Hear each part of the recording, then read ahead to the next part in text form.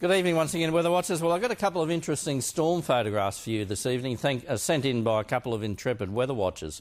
I'll get off cam here so you can enjoy them. The first, thanks to Josh Mackay, captures a storm approaching Alexandra Headlands. That's on the Sunshine Coast last evening, about 24 hours ago. Great view you got there, Josh, and look at those couple of magnificent ground contact bolts of lightning. Thanks, Josh. However, cast your eyes on the second photograph. Thanks to Mark Winkler, it shows the worst hailstorm in 50 years. Now, this occurred last Friday afternoon at the Granite Belt Highlands Winery. The hail smashed windows, wiped out orchards, vineyards, veggies. So sorry to hear that, Mark, and I hope your livelihood recovers very, very quickly. That looks more like a scene in middle of January in Europe. What do you reckon? Let's have a look at rainfall through the region.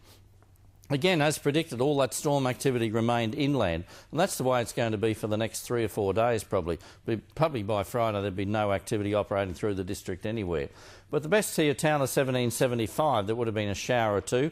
I doubt whether it was a storm. Clermont 5 millimetres, Captain Creek 4, Clermont a couple of gauges out there, 3 millimetres, and Bogan Tungan came in with 2.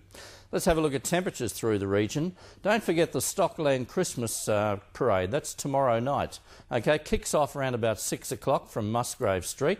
Win will have a float there. I'll be up on the float there to wave to everyone, so please join us. That's the Christmas pageant tomorrow at 6 o'clock in Musgrave Street. But again, look at those temperatures. A shocker, particularly away from the coast. And note Yeppoon again, 10 degrees cooler than Rockhampton. Talking of Rocky, currently the temperatures dropped to about 32 after that scorcher of 38. Northerly tomorrow, currently 20 kilometres an hour. That's the satellite picture at about 9 o'clock this morning. Little activity operating through the state. However, that did change this afternoon. There would have been storm potential a couple of hours ago through the Mowra, Springshaw, Biloela district. Now, you would have at least heard thunder, but all those cells again were being pushed to the northwest. No advection over the coast for the rest of the week, unfortunately. Consequently, let's move on to the chart. Basically no change, predominantly a north to northeasterly flow. Fairly muggy along the coast. Another hot day inland. Not quite as hot over the next day or two. Any shower or thunderstorm activity again by afternoon or evening will only be over inland parts, and that's where it will remain. Forecast for Capricornia, fine, apart from a rogue shower or storm over the far southwest parts. Fine for Friday.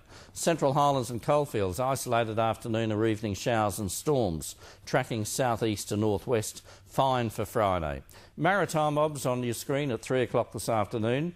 The winds at Pumpkin Island off Yeppoon, unfavourable conditions, gusting in excess of 33 knots. There's the coastal waters, just watch that afternoon sea breeze. Sun up tomorrow, should be fairly early as per usual. And there's your summary points, okay? Drought along the coast continuing. Enjoy your evening. Now it's back to Paul and Sam. Thank you, Peter, very much indeed. Thanks, Pete. Before we go tonight, the federal government has announced it will fast-track plans for a $7.5 billion coal and rail project in the Galilee Basin west of Emerald. It's expected the thermal coal mine will create thousands of jobs and boost the national economy by up to $3 billion a year. News headlines can be found on our website, wintv.com.au. Good night. Good night.